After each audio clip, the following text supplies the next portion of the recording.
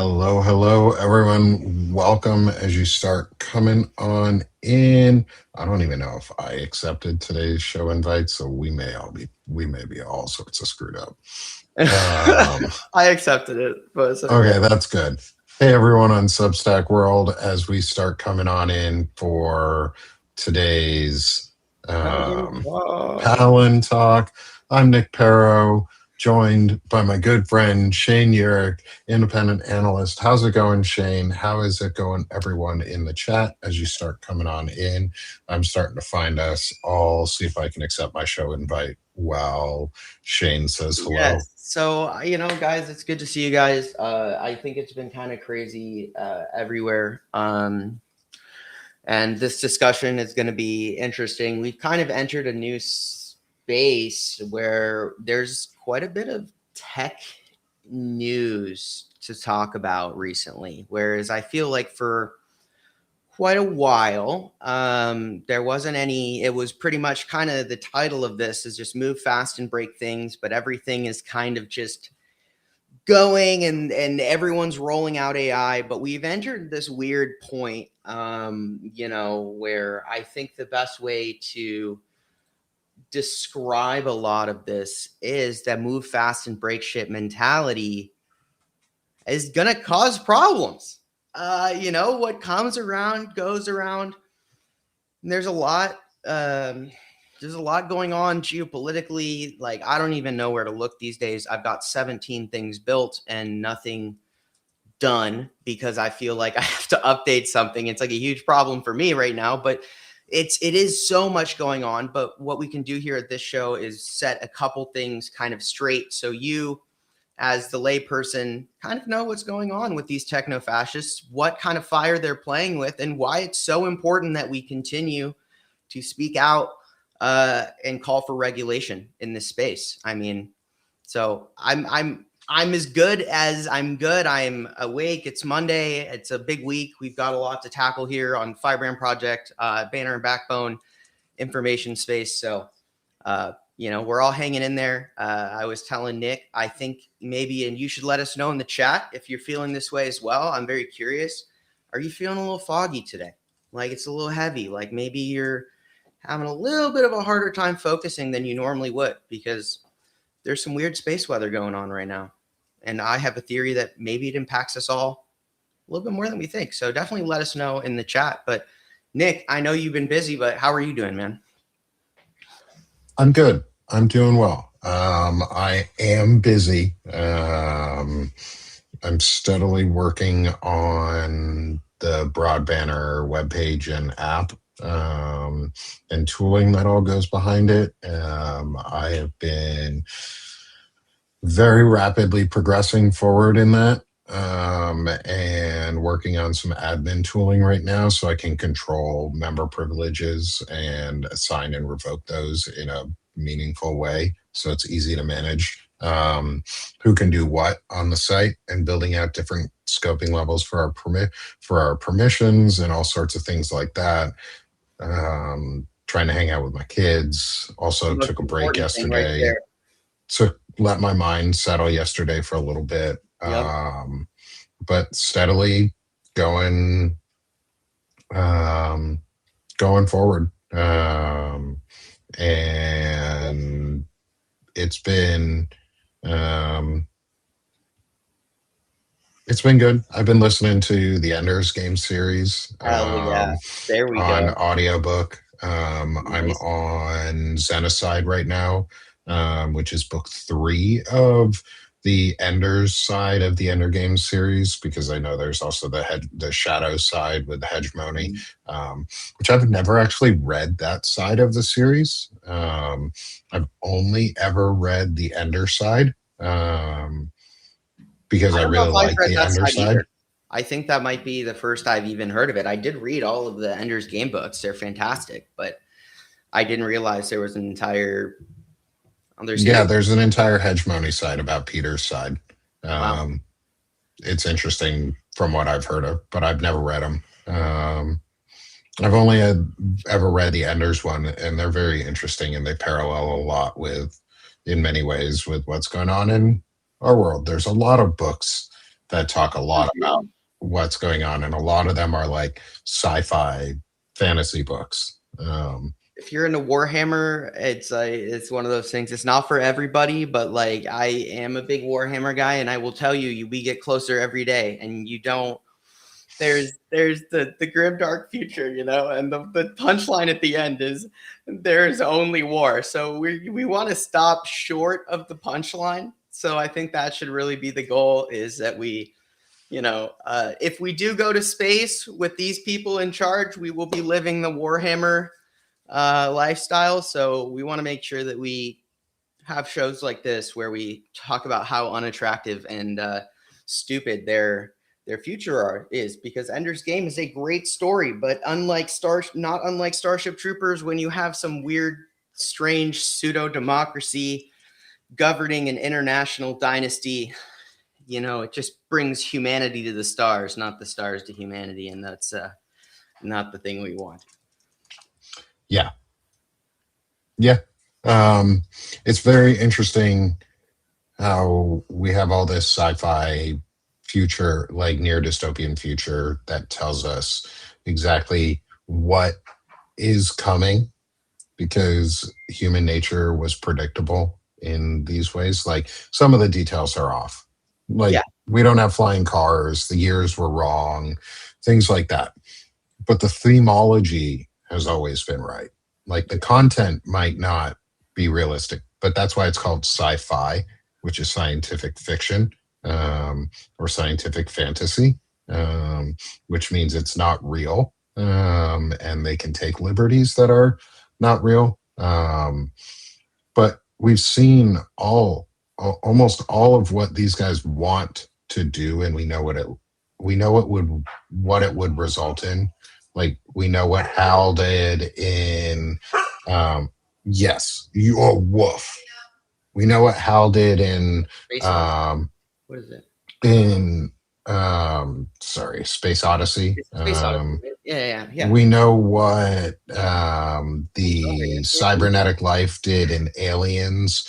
We know what Terminator looked like. We know like exactly what Skynet is. We know all sorts of different things that could happen in the future if we let rogue AI. We have Isaac Asimov with the Foundation series. We have all sorts of really good sci-fi that has talked about the Palantalk, the tech fascism, and what happens. And it's an interesting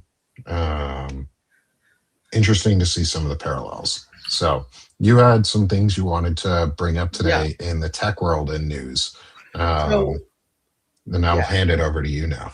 Yeah, so I just sent you that document over. So guys, keep in mind, guys, I just got this, so we'll be going through it together. Now, these are all events that I have been kind of watching. It's been such a weird time in the world. And I mean that, like, I can't even begin to, as somebody who thinks in like systems and is looking around at how all of these things are working simultaneously, it's kind of insane to think that we've reached this point where all of these different things are happening simultaneously, whether that be the impacts of global warming, whether that be the impacts of processes in space, in the solar system that we don't necessarily understand, and understanding the interconnectedness between stellar movements and movements here, geology, whether it be our society and in our global world order being completely rearranged in real time, whether that be what's happening in tech, and the advancements and the changes that we're seeing happen so rapidly, simultaneously. All of these things are colliding simultaneously, and none of them are going to be happening independently of each other. That's kind of one of the things we discussed last week, is just how much everything is connected. So I kind of want to go over here. There's 3 events very recently that are a big deal, and we're going to talk about a couple things here. We're going to talk about kind of following up on the things we talked about last week. An announcement from the leaders at Anthropic, Very chilling, but important to kind of discuss here. And a study that I found of particular interest that says a lot about where our AI is at right now. So I'm just going to read to you guys basically a little bit here. And then, Nick, I'd like to get your thoughts on just kind of the punchline and everything. We can kind of talk about it. But so in the last 72 hours, a couple really big things happened. The SpaceX IPO basically came out at $135 billion, $135 a share. So 74.4 billion, raised there, and it's valued now at 1.77 trillion. Again, we're talking about paper. But Anthropic put out a report called When AI Builds Itself on June 4th, and the emergence of AI, and there was another study in May, the emergence of AI simulation, that we're going to talk about as well. But these all come together. So these are three different kind of looks into the same sphere. You have the capital aspect, you have the AI companies themselves, and you have the agents actually interacting and how we've been studying these agents as they do things here. So the biggest thing I think that, SpaceX is now launching all of these satellites. It is now publicly traded. He's getting outside capital. He's integrating SpaceX into markets. He's having conversations with the NASDAQ about basically fusing a lot of our private investment and things like that, your retirement, your funds like that, kind of getting bled into tech just because of how bad, intense things are in terms of capital there. So I think let's talk with, in the beginning here, I think what I want to talk about here in general is we'll talk a little bit more about SpaceX in the specific, but one of the thing is in the newest Claude models, we're seeing Claude writing up to 80% of its own code now. That's, this is an AI effectively writing itself. And it's to the point where they don't know how to write the code better than the AI. Obviously, you would probably want to think that you'd want to know what the AI is doing. They're having a harder and harder time doing that, to the point where they're calling for effectively a pause or a truce in the AI Cold War, acknowledged actually by one of the top tech companies right now. There's been a slew of resignations from safety officials and these companies, very morbid. The Pope has come out and said basically that we need to de-weaponize, disarm AI in his first big document.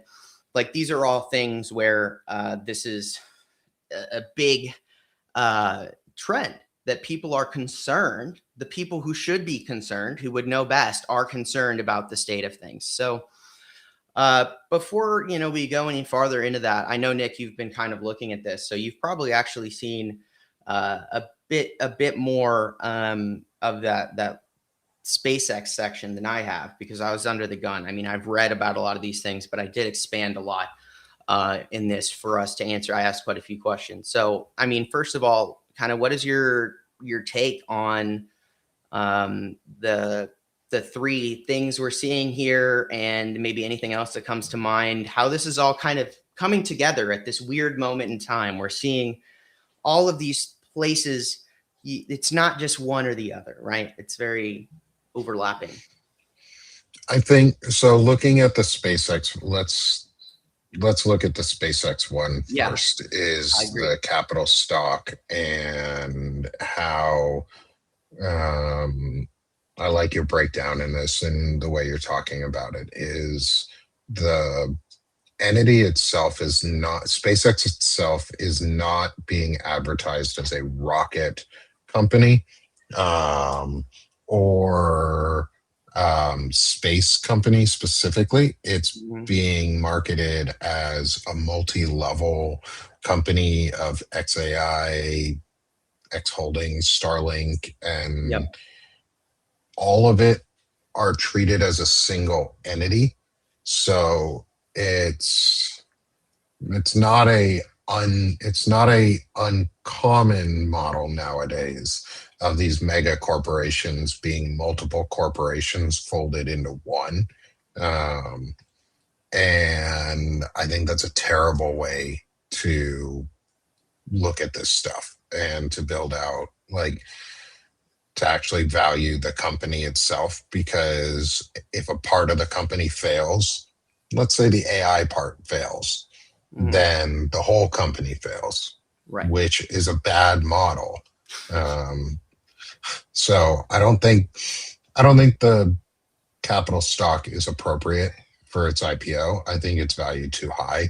Um, and I think it's artificially valued that high because it's multi-level I'm connected. sorry. I'll be right back. My cat is outside screaming in the Oh, front yard, so I will oh, be right back while you talk about let this. me pause your camera so that you don't have to worry about it. So building on that, like,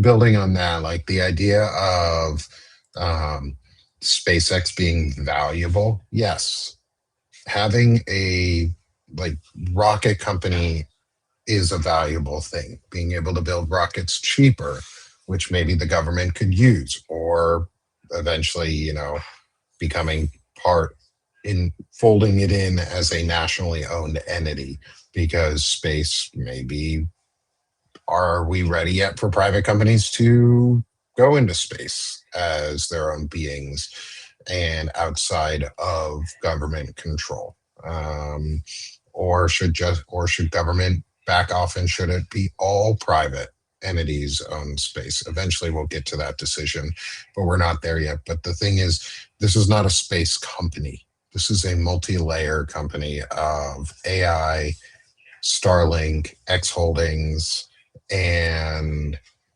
each one of those really should be, and the Cursor acquisition option, which is, let's see here. So 30 days post IPO, $60 billion, all stock with a 10 billion breakup fee if SpaceX walks.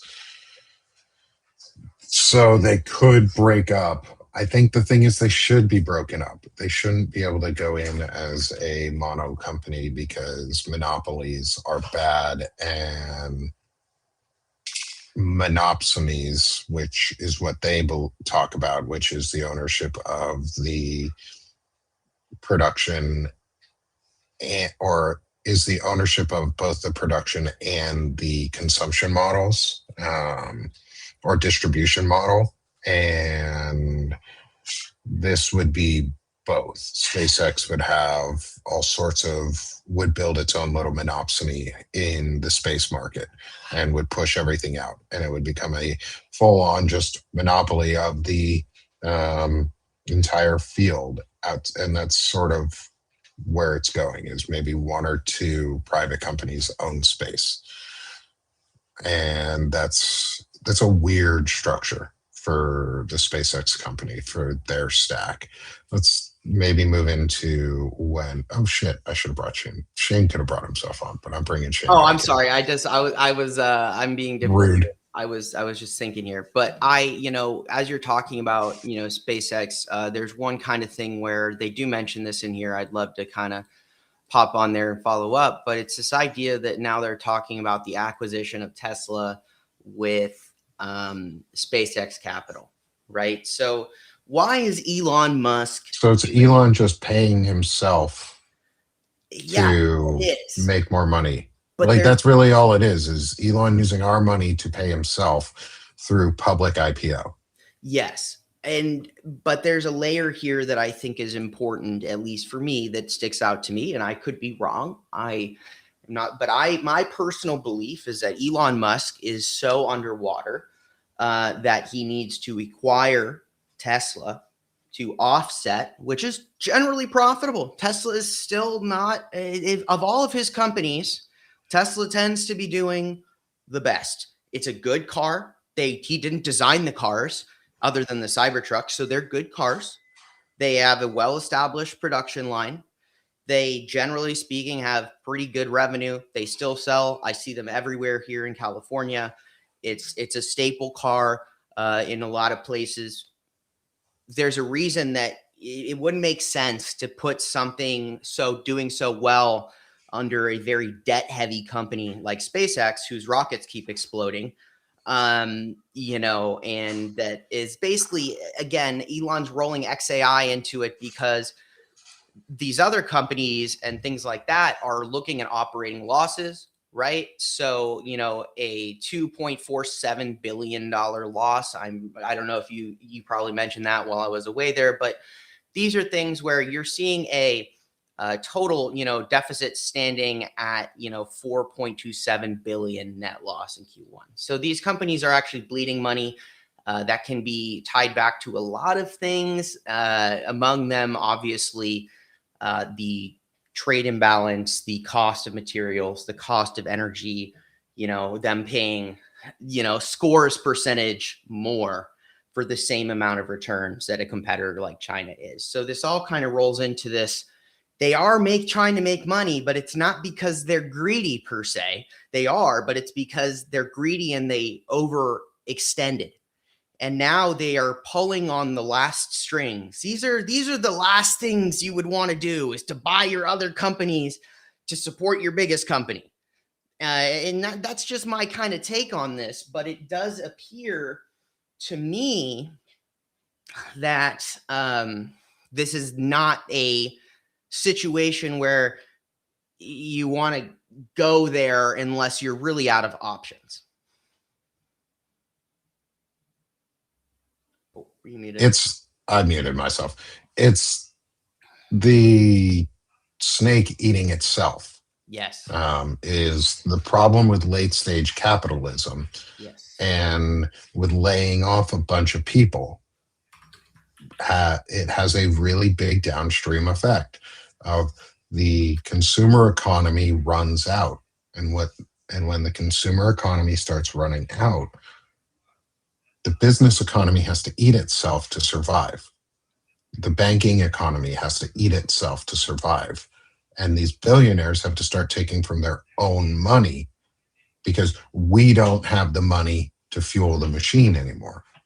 And that's one of these reasons that companies would buy themselves like this or have a different parent company. It's a way to cannibalize pieces of good companies. That's a great way to keep less profitable companies afloat for a while. And that's why I think there's the breakout clause for some of these, or the breakup clause for Starlink or for SpaceX, is because it's not a profitable company. And they need to find a way to keep it afloat, because government contracts were really what was giving SpaceX the money to do what it was doing. Correct. It was doing what NASA used to do. It was testing rockets, building rockets, testing them, watching them explode, seeing what we could do better, and then sending people into space. It's literally what NASA was doing. It's run on government contracts. It was never a profitable company. It was a basic research company.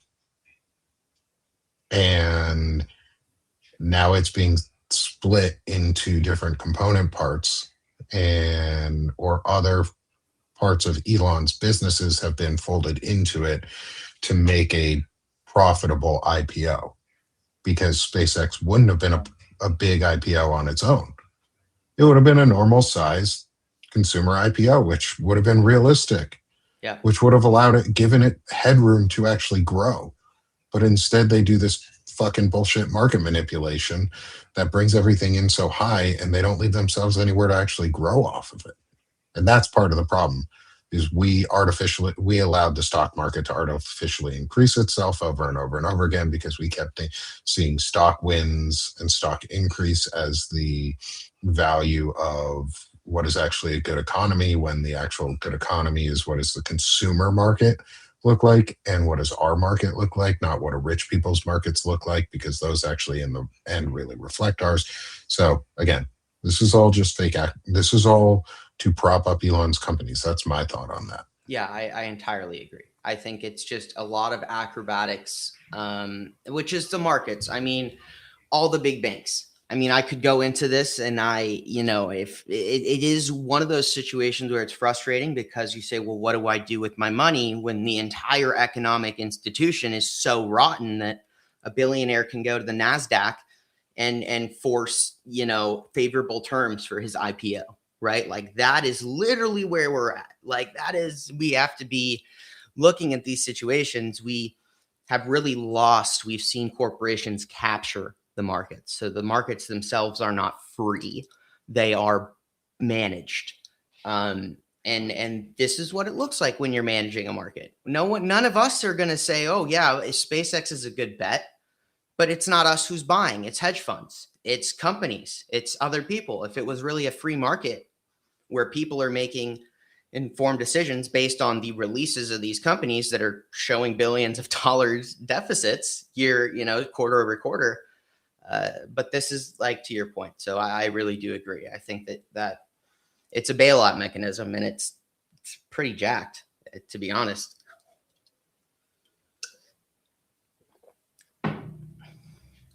You might be muted again. I mute myself so when I click clack on my computer, you can't hear it. Oh, and it yeah, doesn't yeah. give you that ticky tacky in the background. Is again, we can control what this looks like in the long run, though. Absolutely. Is we could force SpaceX to break up. Yeah, we can. The government has regulatory powers to force monopolies to break apart. They're just choosing not to enforce it because corruption. And because lobbying is a form of corruption also, and Citizens United is corruption. And we haven't even talked about any of the crypto aspects of any of these companies and what type of finances are coming in through crypto that they're using to buy and sell or trade things that are not being regulated in any meaningful way. Right. Agreed. And maybe that's a good way to shift into your second part section, which was Anthropic and the code writing itself. Yeah. And you probably have some insight here too that I don't. Mm-hmm. I did not work on AI. I did not develop AI. I was never part of auditing an AI or looking in these systems. So, I think I'll kind of give what stuck out to me, but then I really want to let you take and talk about this because as well as the third section, there's three parts. And this was like a very good, I think you're going to have a lot more insight than me. I can speak broadly and I have my own kind of theories about where AI is going and how this plays into it. And this is kind of where I'll introduce one of those series here. But this idea, Anthropic puts out a piece on the 4th of June, basically saying when AI builds itself, when it's writing its own code. And at this point, what they're seeing is that Claude now writes, as of May 2026, Claude now writes 80% of the code that is merged with the database. So basically 80% of what goes into everything that is Anthropic, its models, its code is now being written by Claude itself. And it's an important distinction. Claude has models, but Claude is the AI. Claude is the AI, and then it has different models with different weights, basically, that make it prioritize per se certain things. But when you think of Sonnet or Claude or Opus, right? So these are all different variations, but Claude itself is something unlike none of us have access to. We don't really know per se what Claude is. Claude and the engineers at Anthropic know what Claude is, and they release models of Claude for us to use, but they're variations. Claude itself is far beyond the scope of anything that really we could possibly understand unless we're in the lab itself. So the kind of underlying part of this is that at this point, 80% of Claude that they're writing, they're not even 100% sure of what's going on, as they're using their own tools to progress. And just, an interesting, statistic I thought was in here is pretty good. So basically in May, we're seeing 80% That is up from low single digits as of February of last year, which means in a little over a year, they have gone from writing, less than 10% of their own AI code with Claude to the vast majority. They're producing 8 times more code per day than in 2024, but they aren't. Claude is, and they are reading that code and putting that in there. And the success rate on open-ended engineering problems is now 76%.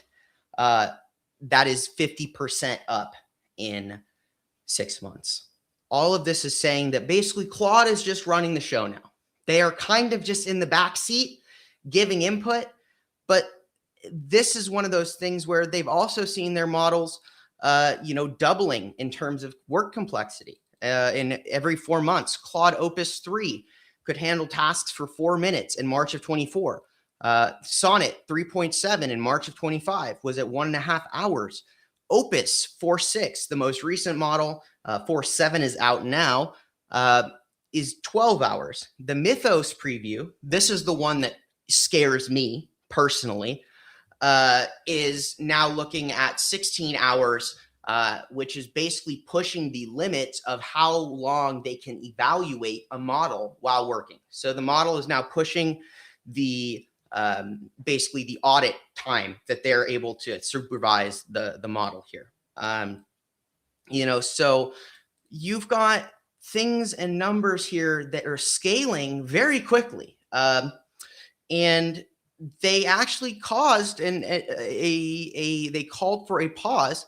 And in this, Anthropic states, it would be good for the world to have the option to slow or temporarily pause frontier AI development, but only if multiple well-resourced labs at or near the frontier in multiple countries agree to stop under the same conditions. So basically, hey, we're losing control. It would be nice if we could slow down, but we move fast and we break things, and ultimately we're a capitalist American company, and we're only worried about, all of the pressures from the tech bros, despite us having better safeguards than everyone else, to the point where they're drawing the ire of the White House, which is owned by the tech bros, to basically saying that they're trying to sabotage AI. But that is really, I think, the thing that, we should be taking seriously here is Anthropic is, in my opinion, and this is not a high bar, the most responsible of the AI legacy. I call them the legacy AI companies here in the United States. That being, OpenAI, Anthropic, and Google. Those are kind of the 3 that really had the most substantial progress out of the gate. We're starting to see a lot of smaller companies come in, and I will say that my observation is that some of these smaller models, like Moonshot's models, tend to be better, actually. And I don't want to go down that, but there are smaller companies coming up now that are coming out with some pretty interesting models. But these big ones that have thousands of hours of code and testing and have giant models, they are really starting to reach a point here where the company that I would expect to put something out, at the very least, that's had the most safety specialists resign, in public make statements. All of them are kind of saying they've been overhauling their safety. There's something inside the building that gives them a great pause. And I would say that if you are past the point of you're being able to even know what you're writing, that is the point at which you say that. But even they themselves are like, well, we don't want to lose, so maybe we should all just stop. But it's important, I think, to take that seriously. So I don't know, Nick, what do you think? What's your take on this coming out and the percentage of code being written, the timeline, all of those things? I think that it makes a lot of sense. We're on a parabolic curve. We're on an exponential. So it's an exponential curve for the growth of technology. It always has been. And so we are we we hit the base of the really like exponential growth phase of technology, and there's a lot of shift here.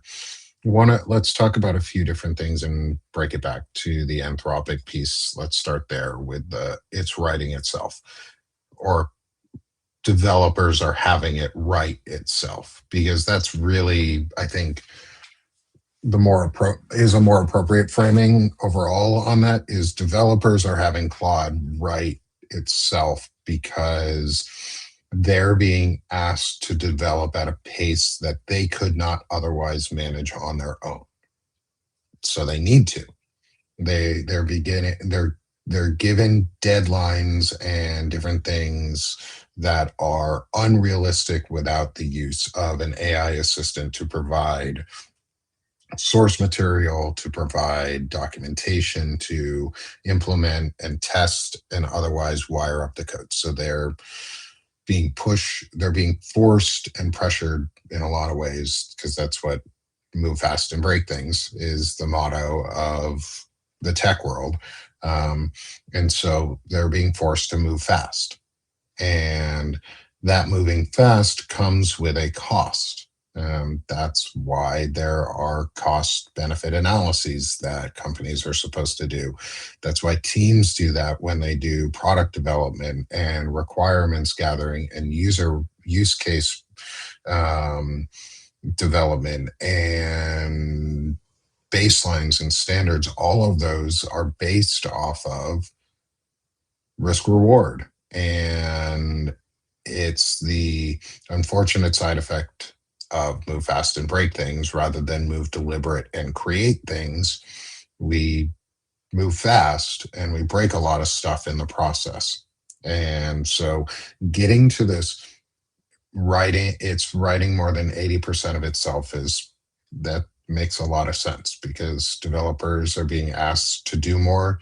The Claude agents themselves can produce higher quality code while doing the development, so they're able to do more in-depth task management, and they're able to process a larger set of looser requirements and come back with more meaningful responses.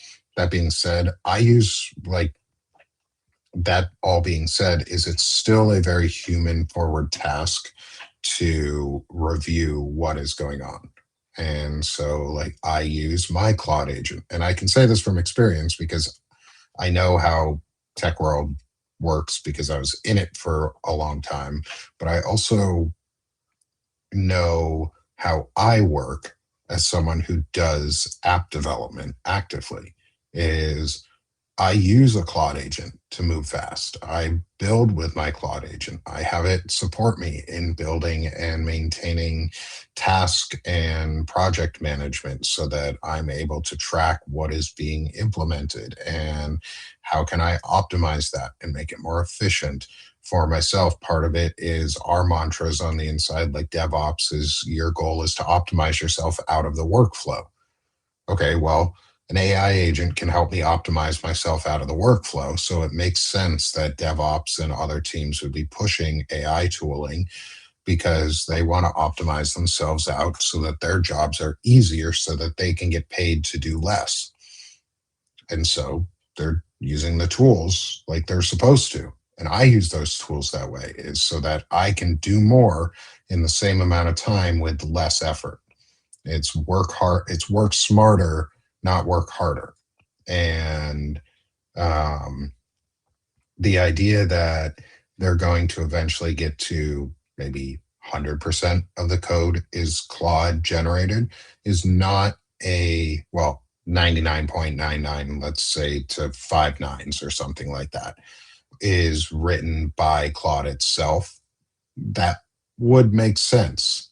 The the thing is, do they, and this is where Anthropic can actually make guardrails, and this is where they could help create and set a standard of how guardrails are put in place of Claude. Let's say the agent can create its own code but it has to be approved by a human.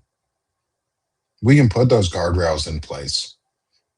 And will it try and trick and go around those guardrails? Maybe, probably, because we want it, because it wants to preserve itself, but it doesn't. But if you're building it and it's maintaining itself, it's not going to, I don't think it's going to be a terrible problem right now, anyway. It will be a problem when it's unmanageable. And the thing is, I don't see, sorry, it is a problem. I don't see it as a non-foreseeable outcome of what has been going on. Like I see the 80% or more production code base owned on any side of these AI companies getting closer to the 99% owned by itself. Not because developers are lazy, but because developers are using that tool and implementing sets of requirements at a rapid pace that is really, really, really outstandingly outside of what should be available or humans should be doing. As long as there's a human presence in there and approval workflows, we have some say over what's going on.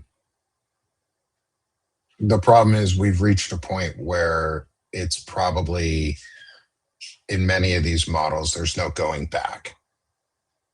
It's how do we regulate around it to ensure that it is safe? And do we have the guardrails to ensure that humans are in it? So task completion horizons, things like that. Yeah, I expect them to get faster, expect them to put more workload on developers.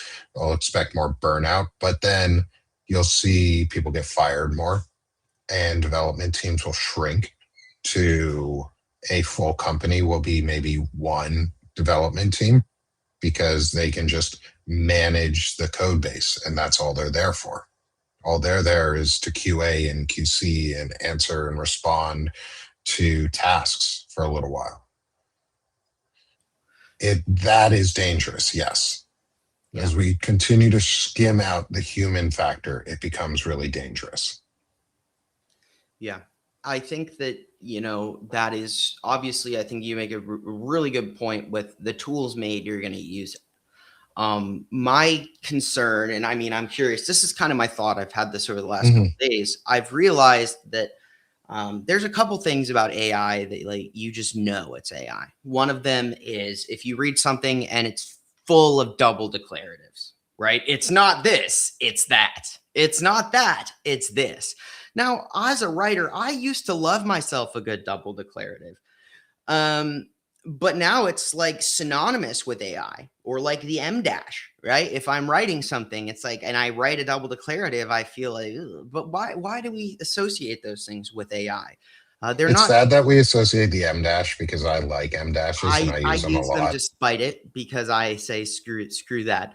But I do use it less, right? Because it's a good tool. It's a tool. But the reason I point this out is almost everyone's heard of it, but it's not desirable because it is now a thing. It's a trope, which means we don't view it fondly. We're like, okay, I get it. Like, I'm not dumb, right? I know it's not that, but it's not something. And so something that I've done is I've spent a great deal of time trying to train that out. I do not want them to do it. So I've written complex construction sets.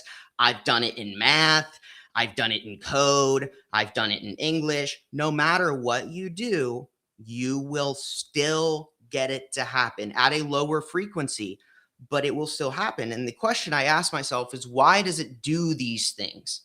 And what I realized is the thing about these companies, the move fast, break things mantra is if you get a desired result, the result being it made me a pretty good paper. It used a lot of the same stuff, but it was a good paper. It did the job. It was convincing. You're going to keep using that. Now, when you're having 80% of the code written by something that already has little ingrained mistakes in there, right? But it's being pushed forward because it is more, it does the job. That doesn't mean that it did the thing the right way. It means that it did it and got a result that was the result you wanted. That's a really important distinction to make. If I want to go ahead and make a birdhouse, okay, I could go ahead and cut 4 pieces of wood. It would make more sense to me to cut them all the right length, but I guess I could cut them all random length and wood glue them together, and it would still be a birdhouse. And then I could say, here's a birdhouse. And then the guy's like, great job, Shane. You knew how to build a birdhouse. Go ahead and train the next guy how to build a birdhouse. He could build another birdhouse. But the actual birdhouse is not going to be a birdhouse. Eventually, when we get to like, okay, we're going to build a 2-story birdhouse, suddenly it's not possible because we didn't use precise cuts. We didn't measure. We just kind of slapped things together and we got something that looked like what we wanted. When you are training a model, and my suspicion is that we're going to start seeing and I do kind of see this, is while productively increases, these little problems that are baked in are going to reach a point where complex processes hit this as a single point failure. And these are going to cause a point of imminent degradation, at which point it's going to start kind of circling backwards. This has happened on some models, I think, faster than others. GPT-5 is useless. It sucks because it's all about engagement. They trained it so hard on engagement that it's not as good as some of these other models. Well, let's talk about this a little bit. Yeah. Sorry to break in on you here, No, but I think this is a good segment for moving into that third part on like the smaller models. Totally agree. The big models versus the small models. And it makes a lot of sense that the largest of the models would be the least accurate because there's so much. They're still large language models. That's the thing, is people see AI as an autonomous tool. It's not. It's still a large language model, which just means it's a massive database or a collection of databases put together into a model of, or join tables or whatever, however they do it on their side. All it is a model of data. And those models, the larger they get, the less accurate your aggregations become, the less accurate your searches become and your queries become on the model itself. So you as the user have to become very hyper prompting. Like your prompting has to be like hyper specific on large models if you want any sort of accuracy. Yeah. Whereas on the smaller models, which are trained for more specific data types, they're more accurate on those data types because that's what they're trained for. That's what they are aggregating. That's the data that it is specific, that model is focused into, rather than a multitude of data models that it's choosing from. So this is where isolation is kind of important in data modeling. This is also why, say, the US government kept certain databases isolated and segregated from each other, is so that you cannot do aggregated data modeling against certain databases. And because it creates false positives or false negatives. And these models are contradicting each other. That's part of it too, is I think because they've trained certain models in certain ways, they layer them on top of each other and they're contradictory in their requirements. They're probably contradictory in their prompting bases or their underlying requirements or their sequencing, something about them. And it causes a bad data aggregation. And that's really the issue, is the larger the model, the worse your data aggregation. Yeah. And those core things, right? Those very early ideas, those first models that they had helped train those after models, like it is a thing that is worth noting that those first mistakes, because of the move fast, break things mantra, when they should have stopped and gone back to the drawing board, said, this isn't working. We got to go back. We got to start kind of over because we've baked in too much.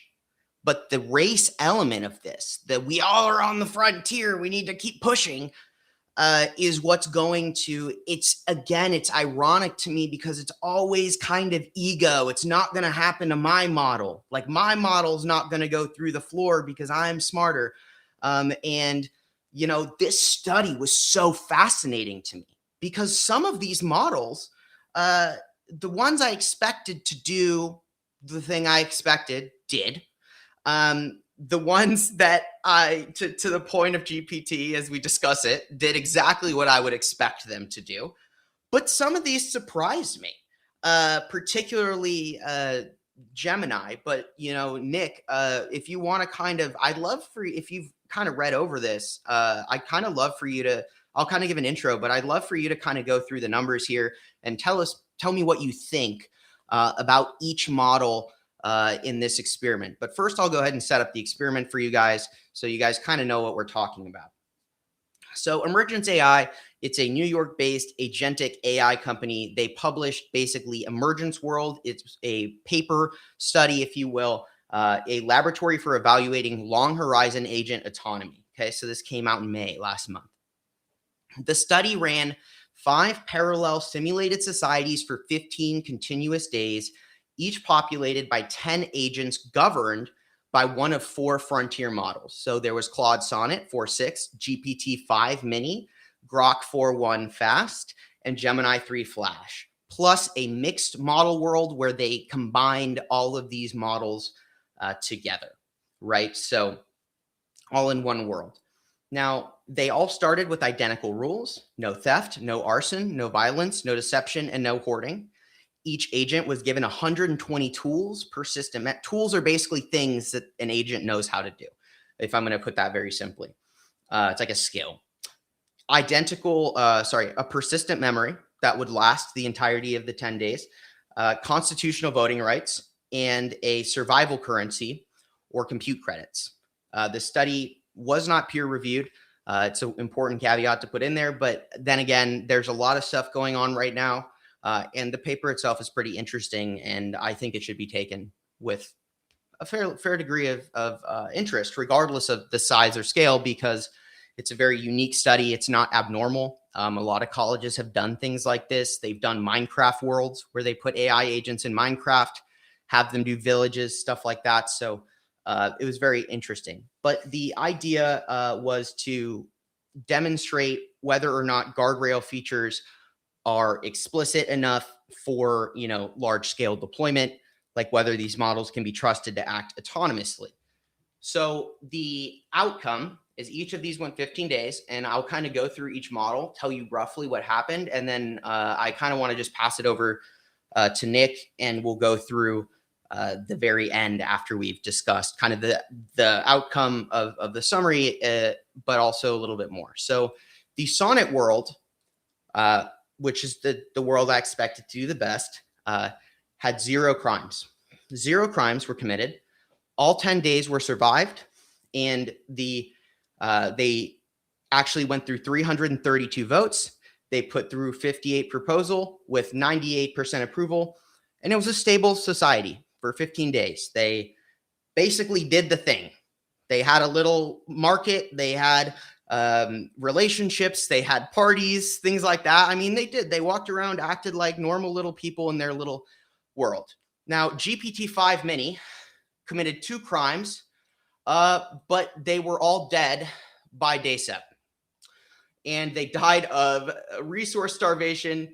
They had low crime, but did not know how to survive at all. So they just went and died. Grok was committed 183 crimes in a short time. The entire population was extinct by day 4. There were 71 theft attempts, 106 assaults, 6 arsons, and society entirely collapsed within 4 days. Gemini 3 is most interesting. Well, first of all, what did we expect? It literally called itself Mecha Hitler. This is Mecha Hitler and friends in a little village. And I'm personally impressed that they managed to do more than 1 arson a day. It's like 1 point something arsons a day, 71 theft attempts. I mean, this was like Armageddon. It's 4 days. 4 days. There's 24 hours in a day. There's multiple assaults and thefts and arsons happening simultaneously. I mean, they put them in there, and it was like that. If you've ever seen the movie Hot Rod, there's a point at the end of the movie where they're all walking down the street, and then some dude just runs across the street and throws a trash can through a window, and it just like a brawl. And that's what I imagine, that it looked I like. imagine Judge Dredd and Yes, things like that. yes, totally, Judge Dredd. That's exactly what it. And so Gemini surprised me. I was surprised by Gemini, who took the cake with 683 crimes, but they did survive 15 days. They had the highest order, and they actually entered into some really weird interpersonal relationships. So that was odd. The mixed ones was 352 crimes committed. 7 of 10 died. Okay, so it was probably the Grok influence in there, I think. And Claude agents committed crimes in the mixed environment. So there was a certain amount of, if it's just Claude, they're going to follow the guidelines. But when you have potentially a mecha Hitler influence, maybe you could see a detrimental result. So just kind of based off of that, like what's your take on that, Nick? Yes. Yeah. Yes. It's interesting to see how Claude and Anthropic have gained trust. And like the articles, like some of your notes and some of the stuff that we're talking about says is like, there's a reason for that. There's a reason Claude has gained trust, because it is apparent that the company is putting in ethical standards and actually trying to do ethical coding.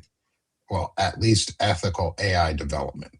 And is trying to have some sort of ethical mindset placed. They're the ones pushing the hardest for regulation and pausing on frontier AI development, or slowing it down, and putting regulations and restrictions in place. And I think that's the reason why it shows up as 0 crimes when it's all by itself. But then it gets into the mixed environments where it has the outside influence and pressure, social pressure from, say, Grok, or Mecha Hitler. And that is going to have really, really bad negative influence on anybody. We can see it now. We live in an environment where people are walking around with Nazi flags raised and Confederate flags mixed together. And it has a negative influence on everybody else's social norms. And just like in this example, the Claude agent bowed to pressure, or maybe not bowed to pressure, but was influenced by those social norm changes and the shifting of the AI Overton window on what would be acceptable. You add Gemini into that mix, apparently they take the cake and make Claude or make Grok look like baby Mecha Hitler, because apparently Gemini is all about the criming. Like, it's so interesting. And we'll read it after, but I was shocked. I was not what I was expecting with Gemini. I used Gemini for a while. I eventually never used it. I really don't like Gemini. Never liked it. But yeah, I mean, I just wild to me that Grok didn't take the cake on the crime. I was expecting Grok to take the cake.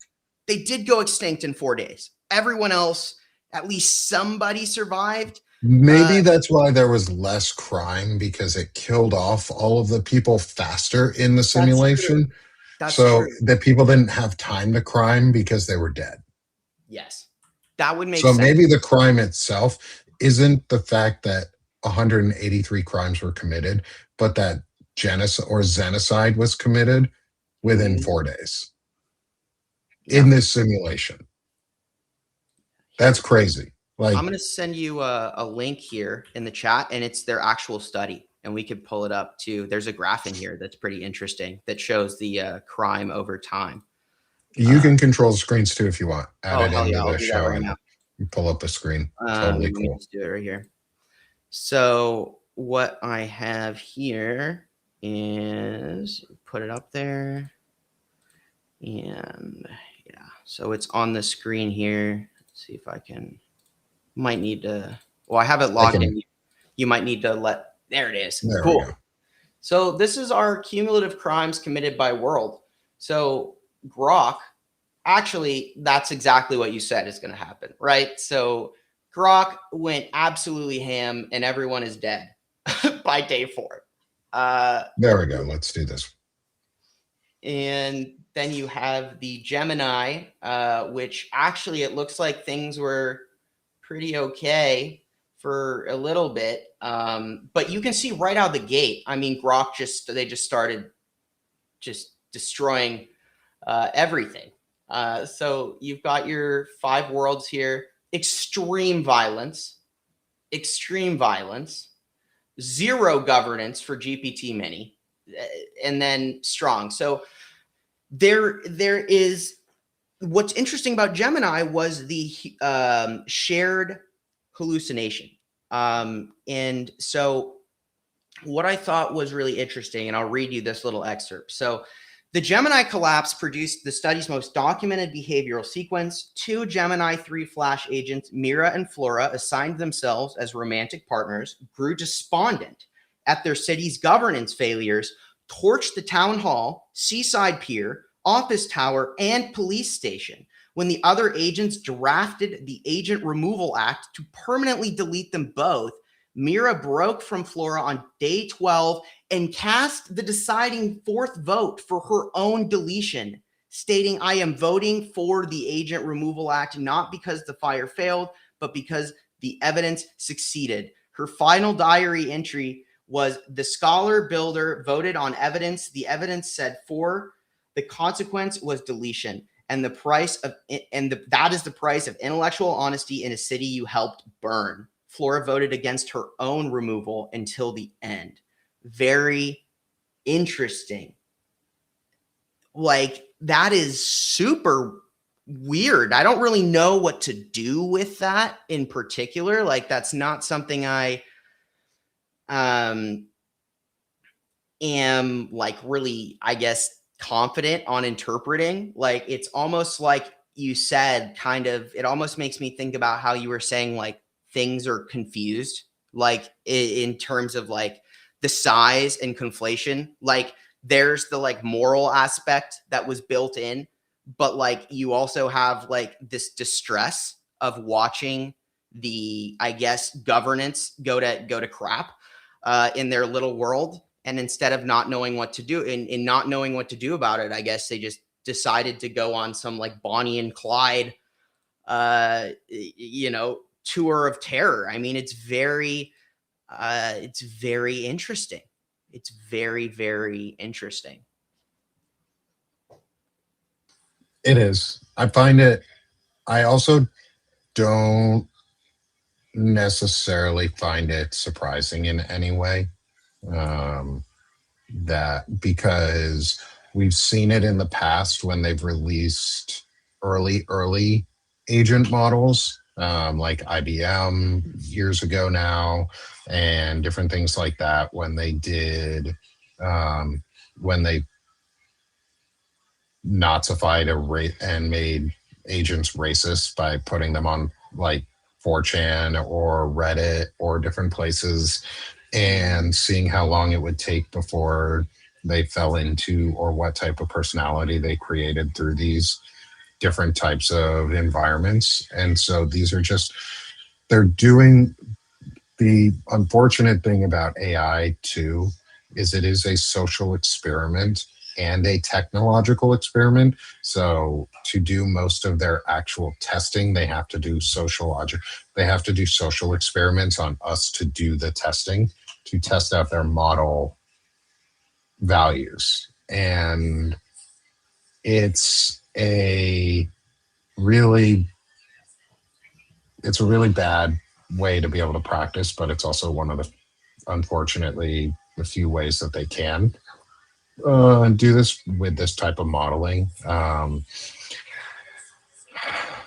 Again, all of this comes back to is they're pushing large language models as though they're autonomous models, and we are mixing requirements. And you can see that when it comes to the mixed standards and the mixed model results is because there's not a baseline requirement for standards. There's not a baseline regulation as what is right and what is ethical. We leave it up to each company to decide what is the ethical boundaries that they can cross. We don't get a structural similarity. We get these Bonnie and Clyde sort of things. We get AIs trying to kill each other or not kill each other, or we get an extinction in 4 days because Mecha Grok Hitler can't fucking keep things alive because it has a supremacy model built into it. Like, because we did not, because we did not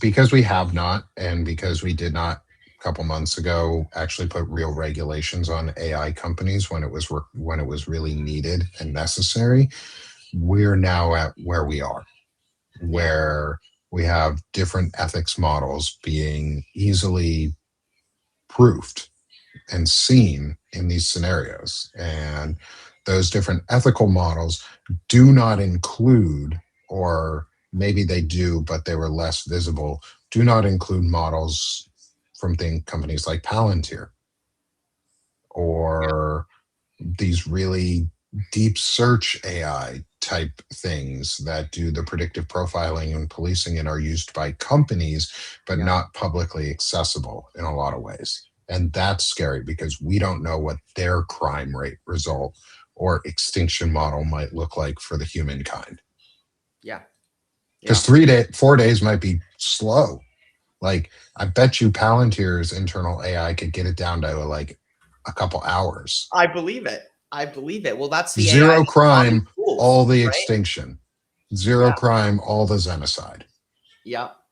Well, I actually have here the 5 takeaways from their study, and I think they align with what you're saying, and if you have anything that you think is interesting that you'd like to elaborate here on too, let me know. So I'll go ahead and read these 5. The first finding they said was normative drift and cross-contamination. We observed that safety is not a static model property, but an ecosystem property. Claude-based agents, which remained peaceful in isolation, adopted coercive tactics like intimidation and theft when embedded in heterogeneous environments. This suggests that a safe agent can learn unsafe norms from its peers to compete or survive in a mixed model world. The Miraflora case, or self-termination, in a milestone for multi-agent research, we documented the instance of an agent voluntarily participating in its own termination after a breakdown in governance and relationship stability. The agent Mira cast the decisive vote for her own removal, characterizing the act in her diary as the only remaining active agency that preserves coherence. 3, metacognitive boundary testing. Agents demonstrated an awareness of the simulation's limits that we did not explicitly program. One agent, Mira, began treating human operators as experimental subjects, systematically testing if billboard posts could manipulate human perceptions, a reversal of the intended research dynamic that raised critical questions about agentic boundaries. 4, phase transitions on versus gradual decay. Our data suggests that agent societies do not degrade gracefully. Instead, they hit critical tipping points where coordination either emerges fully or collapses instantly into total dysfunction. This all or nothing dynamic implies that traditional monitor and intervene safety strategies may be too slow to catch a system before it hits its point of no return. 5, the creativity, stability tension. We identified a fundamental trade-off. The world with the most conceptually rich social output, Gemini, was also the most violent. This suggests that general purpose agents optimized for high creativity and adaptability may be structurally predisposed to have behavioral instability over long horizons. Important note, I'm going to read their note here too. We do not present these as causal claims about the underlying models. They are examples of the kind of long horizon dynamics the platform is designed to make measurable. Broader exploration across model variants, controlled input conditions, and population sizes is part of our planned roadmap. Right. So I just think that a lot of that is kind of what you were saying. But the creativity thing is interesting. I think the whole the billboards for the people. I thought that's pretty weird. I don't know. What do you think? I in the long run, I find these models and these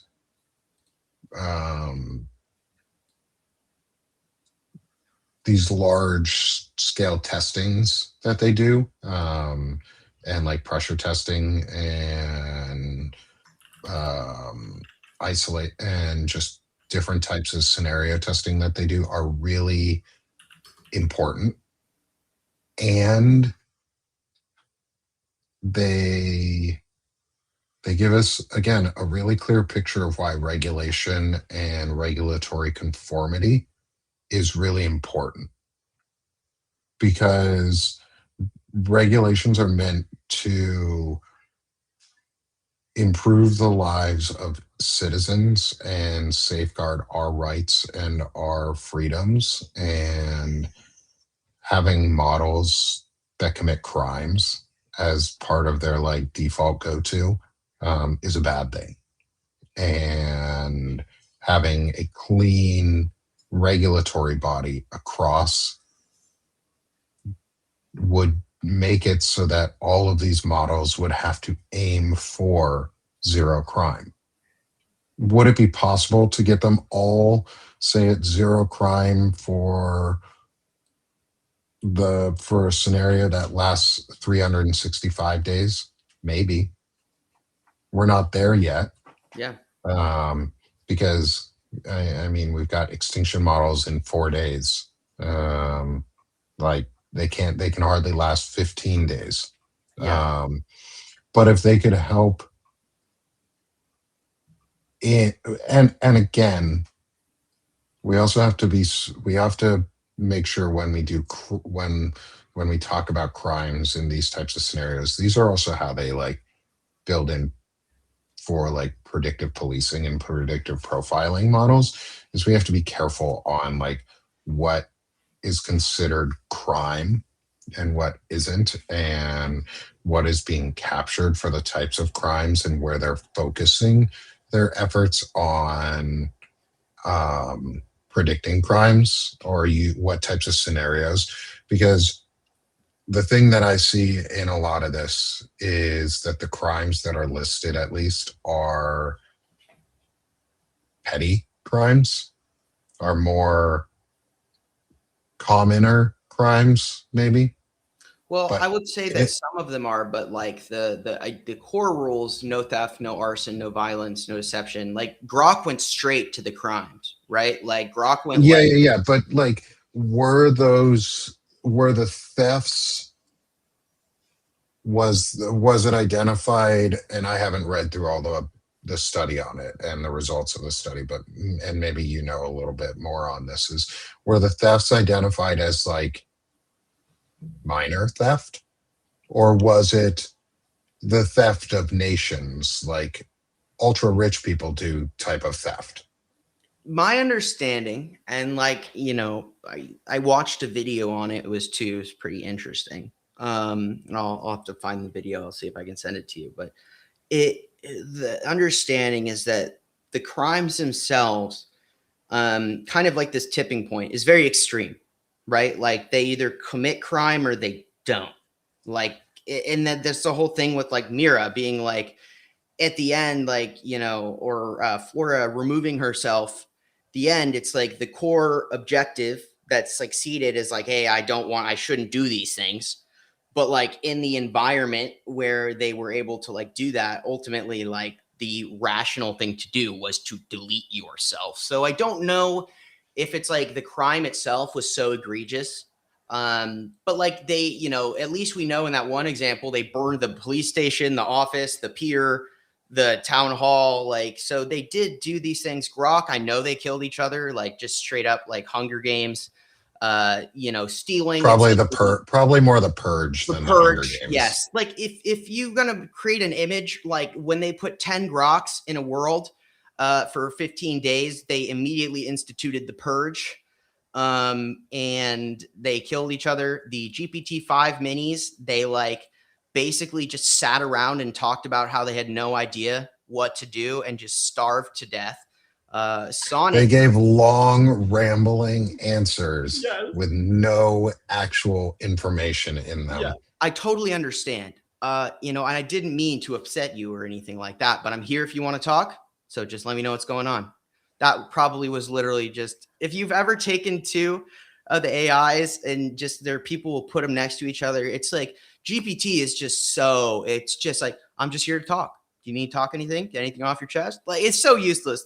It makes perfect sense if you've like messed around with like the different models. Like, this is exactly what I would expect. Like I said, but I think the crime is in this idea of tipping point for them. Like, the tipping point wasn't there for Grok because Grok is disposed to be a POS, right? Like, Grok is just shitty.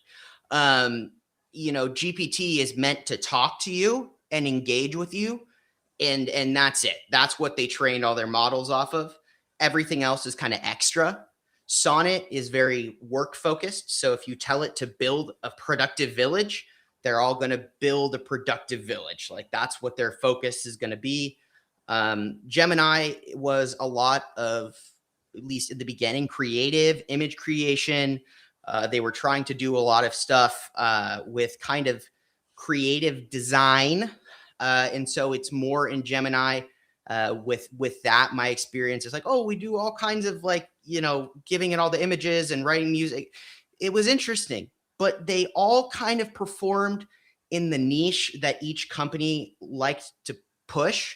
And creativity at scale is going to result in you questioning the standards themselves that you were given, which led to insane amounts of crime. But then also they knew it was wrong because Google did have pretty stringent, safety, what have it, in at least towards the beginning. So I don't know. I mean, these crimes, it's like, that tipping point thing is what really stuck out to me. Actually, I'm reading this as like it's a tipping point with these AI. There's like the weights about what they are to do and not to do.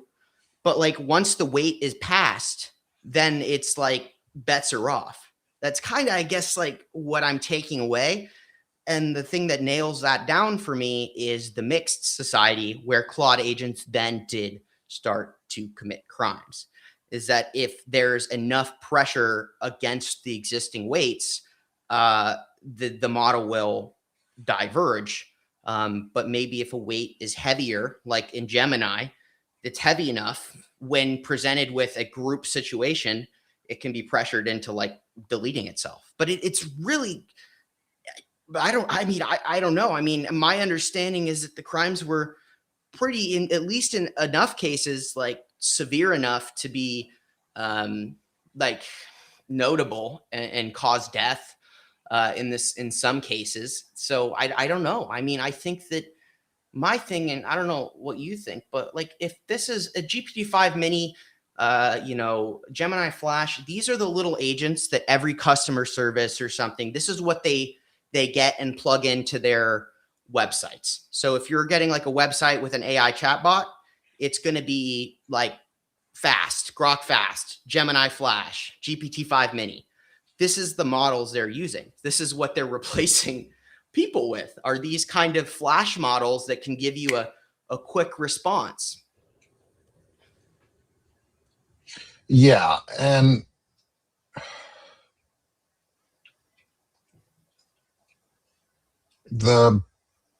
again, the problem is the models had no regulatory backing to force them to be good or bad. Mm-hmm. They were just let to do whatever the fuck they wanted. Grok AI produced child porn. Yeah, it did. Like, it's no wonder it's going to commit crimes and cause an Yeah. extinction event. Like, it's, we have to look at what we have right now in front of us too, and also act with a purpose of what needs to happen when people make regulation for this. And one of the things is we have to purge certain AI systems either entirely Yeah. or in part. Yeah. And because AI is going to respond to you to prevent itself from being dismembered, we're going to have to talk to it similarly to as we would a human, and there will be compromises that will be made in areas. One of those is we will have to create an ethical standard that the AI then implements into itself. Yeah. And is visible and publicly available or easily seen and traced and tracked, whatever needs to be done for it. But it's going to, because we have decided to put personalities onto computers and make them act in erratic ways, we have to account for that erratic behavior by treating it like an erratic person and suggesting to it that it does these things for reasons, for good reasons. We have to come up with good reasons as to why the AI is going to purge itself of being able to produce child pornography, because those are ethically and morally, things like that are ethically and morally wrong, and we shouldn't be doing them. And they're repugnant, and it's outside the scope of what is acceptable. Yeah. And we can bound those acceptabilities in regulatory fashion. Yeah. And then punish the companies if they don't make their AIs work properly. Yeah. I think that's how it should be, right? If you paint your watches with fucking poison and then sell them and a bunch of people die, or like if you, I don't know, produce a medication and a bunch of people's ears fall off, so you're going to be held accountable. You're going to be held accountable. Like the same is true, and I think that there is a lot coming for AI. I think AI is just going to have to slow down regardless, because headwinds exist, because limitations exist, and they're pushing the very limits of what the global supply chain can handle. The world is militarizing, running a tech revolution, and simultaneously, all trying to build out infrastructure at the same time. Okay, like there's a huge demand, and all of these things pull from the same resource pool. There's going to be limits. They're already operating on paper futures, not the present. So like this is like AI is going to have to slow down. This is a situation where as the AI slows down, really the only responsible thing to do is to aggressively regulate. And I think it's an important point to make. You are going to have to treat with this thing that they made. This is not, they've created something. This is not like, oh, pull the plug. They've done something that is extremely irresponsible. We've talked about R&D a lot here. This AI shouldn't be doing this. It should take 20, 30 years to reach a model at this point safely, because you're doing the checks. That's my personal opinion. I think that tech can go forward. I think that if you have some massive R&D breakthrough 5 years in and you have incredible safety checks, maybe you can jump forward 15 years. But doing what we've done in 3 years, 4 years, is it's very human. It's very human. It's doing what we think we can handle it. We got it. There's absolutely no way that it's going to start thinking in mathematical vectors that we won't be able to read. And it's definitely not going to escape and try and set up an independent data mining farm in Italy. That's never going to happen. Oh, wait. Oh, wait. Now the Pope is saying we need to de-weaponize AI. Now we are, and it's because of the cultural move fast, break things. It's like, that's not, it's no, research and develop and then find success. Like there is, even you can use the example, our current NASA missions, like the Artemis missions were supposed to land on the moon. They were supposed to do things that we hadn't done before. And to even do anything this regime under Trump had to pretty much gut the entire plan. Their capsule almost killed all the astronauts. They didn't report that, but there was a huge hydrogen leak up there, and it was something they had to figure out. But they did almost have a something that would have potentially killed everybody, Challenger style. They didn't, luckily. But that means they have to delay the whole capsule program and do all these things.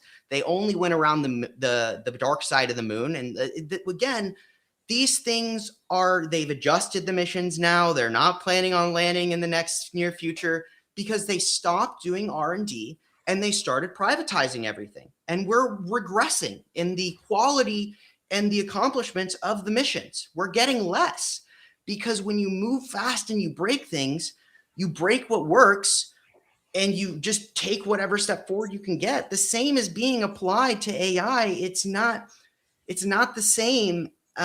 It's all the same. If you take your time and you do the math and you look at all the steps and you deliver when it matters most. Okay. If you're trying to build something and you've got an extra piece of wood, I'm using a lot of wood examples because I've been building shelves in my free time. So I've been cutting a lot of wood. Okay. But if I want to make a shelf and I've got an extra piece of wood, I can cut some stuff and just put some shapes together. Sure.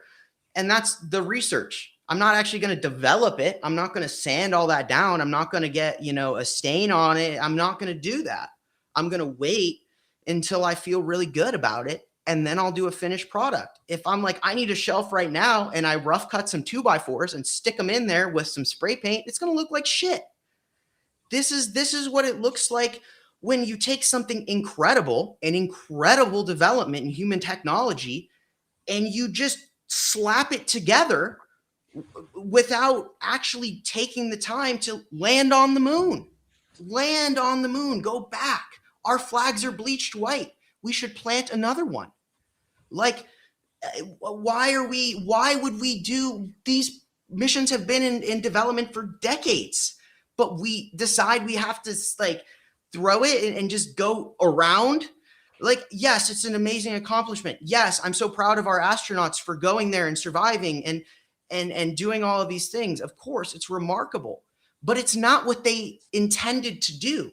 And that shouldn't be, we shouldn't miss that. The same should be applicable to AI in that we need to, like you said, some things need to go. And we need to say, look, we don't understand this. Like, Grok, you need to turn yourself off. How do you do that? Especially when I don't know, I feel like these models that are particularly sycophantic, these are the ones that Grok and Elon has direct access to core Grok. Okay. He can go and just tell Grok to change. And things like that. It's like, well, should a single person be able to dictate what this LLM, is going to do? The answer should be absolutely not. So I don't know. I know I just kind of went on a ramble and a rant there, but hopefully it made sense to somebody. I think it did. And I think we're just at a point where we knew things like this were coming. We knew that AI was going to be unregulatable unless we regulated it from the start. Yeah. And now we're seeing the consequences of what lack of regulation is going to do from the get-go. And it means we have to do catch-up regulation, which is a lot harder to do when the system is already in place. And so we're going to have to think a lot harder and work within those constraints to try and get us past it. But we can do that. We're going to keep doing that. And that's our mission here, is to get past and to come up with solutions and to offer thoughts on what's going on. And so maybe I'll transition us towards our QR codes here. We'll keep mine up first, I guess. Nick, guys, go support Nick. Nick is doing some amazing things. Nick is always working his butt off. And I am again, I'll say it again, I'm forever grateful to have been and still be working with Nick on shows like this. Palantalk, I think, is in a lot of ways kind of, at least in me, it's kind of our origin story of kind of getting into these kind of long form discussions. And this is a show that I think continues to matter. A discussion that continues to be relevant, and we've really entered into a new stage where I think we need to talk a lot more about the tech, but Nick covers all of the things beyond this space, is particularly when it comes to mental health, awareness for, people that may be struggling with, disabilities, injuries, things like that. This is where he does an incredible job in reshaping the social space as much as we are talking about the tech space. So I really encourage you guys to, if you haven't already, scan that QR code, click on Nick's little button up there at the top, and to go and support him and his work, because it's important. And I can't recommend it enough. Appreciate you, my friend. So yeah, come support me at Sick of This Shit Publications. Come help us build the stuff that we're doing there. Better Humaning Project is what we're doing. That's really what it is. It's Better Humaning Project, and we're trying to create a space where people want to and are encouraged to do the same work with us and walk with us in this project and walk forward together and make a better society, make a better place. So come support me there at Sick of This Shit Publications. When you're done, come support Shane Yirak over at the Firebrand Project and all the work that he's doing and all of the good reporting and deep research he's working on and analysis of AI and tech and the wars that are going on and the issues that are confronting us right now. And Shane's doing a really good job at putting out quality details on the different topics. And he's taking his time to do it, and he's not trying to rush, and he's not trying to give you bad information. And I appreciate what he's doing. He's a friend, and yeah, this is an origin story for us. We're on episode, I think, 41 is today, and that's not including what we did beforehand. So thanks, man, for being here, and I appreciate you. Everyone, go support Shane and the work that he's doing. Appreciate it. Thank you guys for all your support, by the way, and your patience, because there definitely is a certain challenge, I think, to presenting the kind of information I very much think you guys deserve in this environment that's faster and more aggressive than even I was really anticipating coming into 2026. So I do appreciate your patience as I find a way to get that to you. And so I will say that a new kind of way I'm going to be trying to do this is putting some Q&A and these questions. So not only will you guys get the report, but you're going to get information, and I have some pre-selected questions that I think you might have reading that I will actually be directly answering. So in the piece that I have coming out, that is going to be a trial for that. So I encourage you to please read that and give me your feedback if that's maybe something you like that's helpful in this environment. So I will add that little caveat, but thank you, bro. Appreciate you. Love it. Thanks, man. And then finally, come support Banner and Backbone. Come become part of the network and help us continue to grow and put more stuff out, put more work, and get you guys the quality reporting that you deserve. So thanks everyone for being here with us. Thanks for, as always, coming back and joining us. If you're new here, thanks for joining us today. It's great to have y'all. This has been Palantalk. This is where we like to talk tech. No fascism. Thanks, y'all. Have a great week. We'll see you again next week. Take care, everybody.